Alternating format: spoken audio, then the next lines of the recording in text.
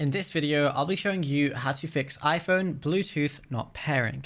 It's a very simple method, so if you find this video helpful, be sure to drop a like and subscribe. Now there's a few different things you're going to want to do. Firstly, swipe down on the top right, make sure Bluetooth is on, and then also turn on airplane mode and turn it off again, just to give your device a quick reset. Then go over to settings, scroll down until you see Bluetooth. Again, just turn this off and then turn it on again to give your Bluetooth a quick reset as well. Now, if one of your devices still isn't connecting, all you got to do is just press the I on whichever device you're using, then press forget this device on the bottom, and then just attempt to reconnect on it. Once you forget the device, it's going to be in other devices. So then just try and reconnect. If that still doesn't work, what you could do is scroll down, go to general, then go over to software update, which is the second option. Go ahead and click on that. Just make sure you're on the latest version of iOS, which will fix any bugs you're having.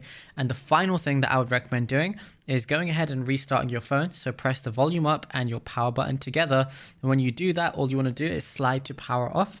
Then, turn your phone on again, and then that's it. You should be good to go.